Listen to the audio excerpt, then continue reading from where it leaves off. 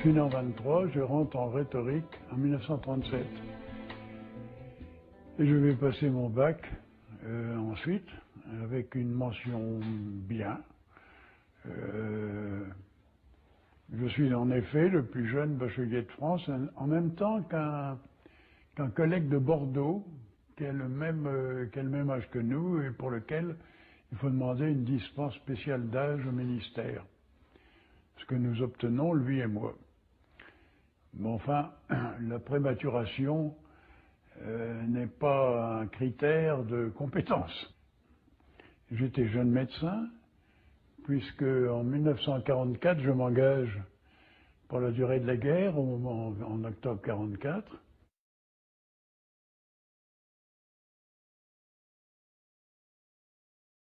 Je suis démobilisé en 1945. En 1946, je suis envoyé en Suède, au Karolinska Sjukhuset, c'est-à-dire l'Institut Karola, à Stockholm, où je tombe sur une maladie tout à fait particulière qui s'appelait le Plummer-Vinson, qui est spécifique des femmes suédoises et qui a la particularité d'être une maladie bénigne qui dégénère en cancer, mais qui est, dans son début,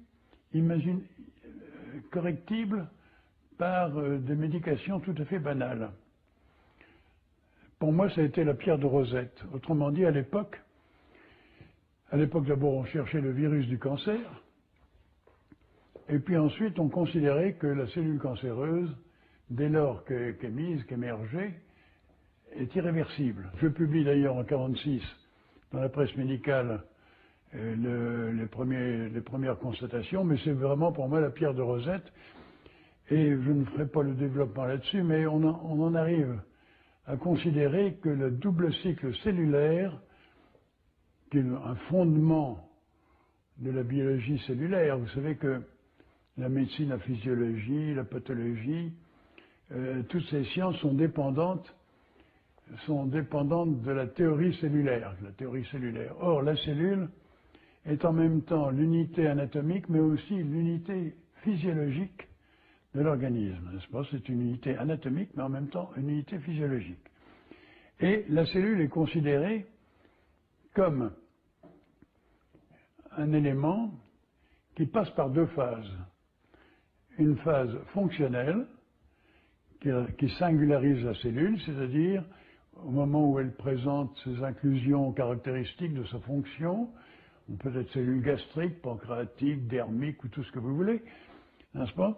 Donc elle a les inclusions spécifiques. À un certain moment, cette cellule qui travaille, qui est donc fonctionnelle, qui est ouvrière, si l'on peut dire, se dédifférencie, c'est ce qu'on appelle la dédifférenciation prémitotique, c'est-à-dire qu'elle perd avant sa division les caractères qui caractérisent sa fonction, elle se simplifie, puis la division se fait, et puis ensuite elle recommence à reprendre ses inclusions et ainsi de suite.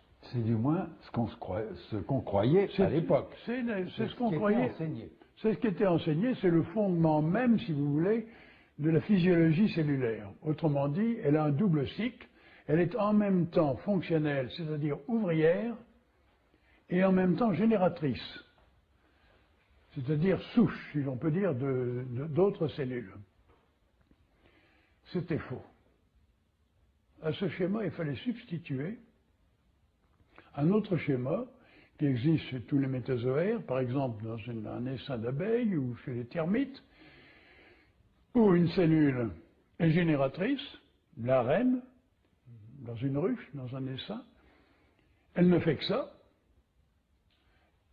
elle se divise, enfin, elle procrée, mais elle ne travaille pas. Par contre, il y a des ouvrières qui sont ventilatrices, qui butinent, qui ceci, qui cela, mais qui, elles, sont infécondes. Ça changeait complètement le schéma fondamental, n'est-ce pas, de tout ce qui était dogmatique et qu'on ne récusait pas, qu'on ne corrigeait pas, tout simplement parce que quand un problème n'est pas posé, il ne peut pas être résolu. Et il n'était pas question, bien entendu, de poser la véracité, la réalité d'un dogme Quand c'est doctrinal, c'est admis une fois pour toutes, on n'y revient pas. On a proposé un autre fonctionnement qui était le bon, un autre schéma de fonctionnement qui était le bon, c'est-à-dire qu'il n'y a pas deux fonctions pour une cellule, une fonction de travail et une fonction reproductrice. Il y a deux types de cellules. Il y a les cellules génératrices et les cellules fonctionnelles. Une cellule génératrice donne une cellule génératrice et une cellule fonctionnelle qui travaille et qui meurt à l'issue de son travail. Tandis que la fonction génératrice donne une autre cellule génératrice et une autre cellule fonctionnelle qui à son tour mourra. Ce mode de fonctionnement permet ce qu'on appelle l'homéostasie, c'est-à-dire le maintien dans sa fonction et dans son volume de tout le parenchyme, tous les parenchymes cellulaires. Les populations cellulaires, oui. Autrement dit, il y en a une qui maintient la filiation et qui est toujours la même, donc stabilité des populations cellulaires, donc vous ne grossissez pas, votre foie ne grossit pas jusque 3 tonnes, vous n'arrivez pas à une taille comme la Tour Eiffel, c'est stabilisé. À l'inverse, en matière de cancer, la cellule est perturbée et redevient une cellule avec une double fonction génératrice. Autrement dit, elle se divise, elle donne deux cellules, comme l'autre, mais dont toutes les deux sont génératrices. Et nous aboutissons non plus à une progression arithmétique, mais à une progression géométrique. De une cellule, on arrive à 2, de 2, on passe à 4, 8, 16, 32, 64, c'est la courbe de Colline. etc. Et ce schéma-là, c'est le schéma de la progression du cancer. Et cette figuration est ce qu'on appelle une courbe exponentielle. C'est-à-dire que très longtemps, vous restez sur l'abscisse, ça ne grossit pas beaucoup, puis d'un seul coup, ça évolue vers la verticale. Pourquoi? Parce que la cellule cancéreuse reproduisait le même système de prolifération que la cellule embryonnaire. Parce que quand vous étiez un embryon, à partir de l'ovule fécondé, la progression au niveau du fœtus que vous étiez a été exponentielle. En physiologie, c'est parfaitement démontré. C'est-à-dire que chaque cellule, résultant d'une division, était elle-même génératrice. Donc 1, 2, 4, 8, 16, 32 et ainsi de suite. Donc, au niveau de l'embryon, la progression est exponentielle. Et au niveau du cancer, la cellule cancéreuse reprenant les caractéristiques, n'est-ce pas, des cellules embryonnaires, c'est aussi l'exponentielle. Par contre, pour les cellules saines, c'est pas du tout la même chose. C'est une stabilisation du potentiel cellulaire. Une cellule donne naissance à deux cellules filles, dont une remplace la mère et dont l'autre est destinée à travailler et ensuite à s'user et à disparaître.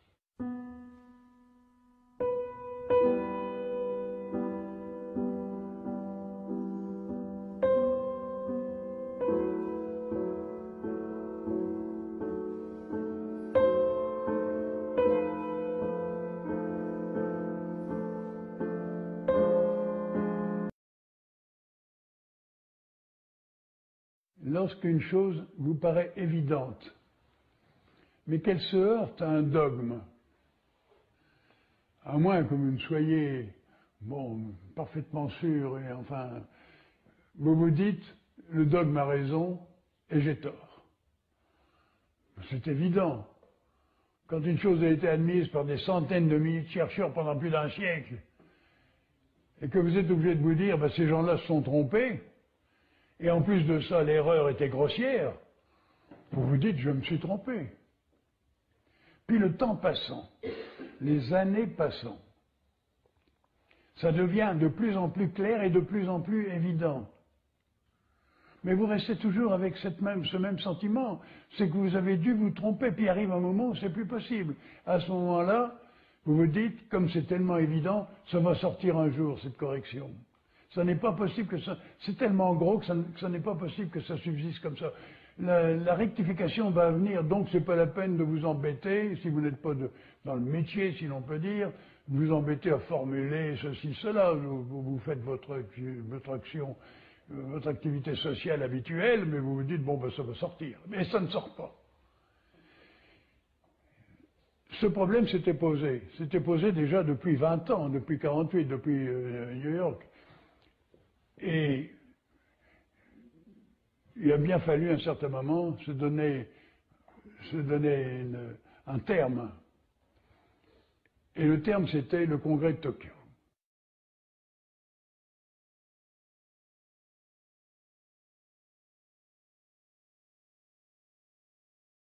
C'est pour ça qu'elle avait donné, et que je m'étais donné aussi, l'échéance de 66. Si ça ne sortait pas au congrès de Tokyo, bon ben là, il faudrait formuler. C'est comme ça que ça a commencé. Donc, vous avez attendu 20 ans. 20 ans, oui, parce que je m'excuse, mais j'avais des raisons d'entendre. D'abord, premier des points, c'était pas mon boulot, premier des points. Vous allez dire, c'est le boulot de tous les médecins, de ceci, de cela. C'est d'accord, mais enfin, moi, j'étais un praticien, si vous voulez. Deuxième point, j'avais toujours l'impression que ça allait sortir le lendemain. Donc, il n'y avait pas de raison de me commencer à me mettre et ainsi de suite, parce que une formulation, c'est tout de même du travail, vous comprenez? J'ai commencé à formuler en 67, donc après le congrès de Tokyo. Et j'ai envoyé une lettre d'ailleurs à l'Académie des sciences en février 67. Et la formulation, sous forme de néopostulat biologique et pathogénique, est sortie en 68, envoyée aux institutions régaliennes, si l'on peut dire, l'Académie des sciences, l'Académie de médecine, l'Académie nationale vétérinaire et l'Institut de pathologie cellulaire qui était à l'époque présidé par B6. Alors après une période de silence, ce fut un amoncellement de témoignages d'intérêt. B6 disait, j'ai réuni une table ronde dans mon institut, l'Institut de biologie cellulaire, qui rejoint vos conclusions. L'Académie de médecine m'envoyait signé, écrit de leur blanche main, une trentaine de confirmations d'académiciens disant à quel point j'étais séduit ou ceci ou cela.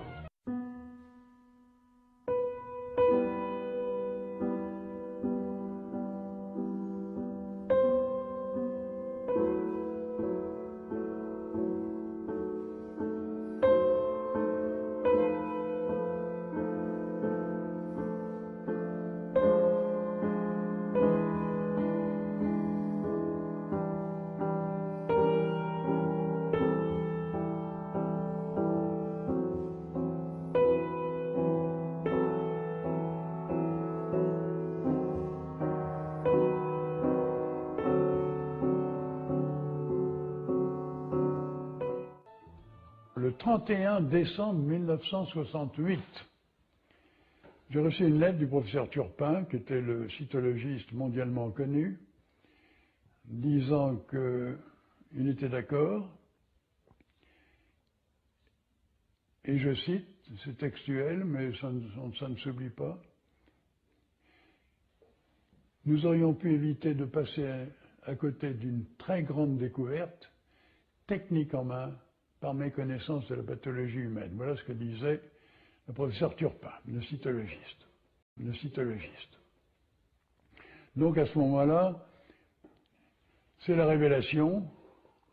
Vernérieux, un homonyme, me convoque en me disant que toutes les institutions sont d'accord, Académie de médecine, Académie des sciences, section biologique de l'Académie des sciences, Institut de pathologie cellulaire, Académie nationale vétérinaire, avec Pierre Goré. Et donc c'était acquis. Et il me demande quels sont les développements sur quoi on aboutit. Alors je lui réponds que l'on aboutit sur la solution des expressions de pathologies dégénératives qui sont très diverses. Vous avez la schizophrénie, vous avez la sclérose en plaques, vous avez l'Alzheimer, vous avez le Parkinson et ainsi de suite.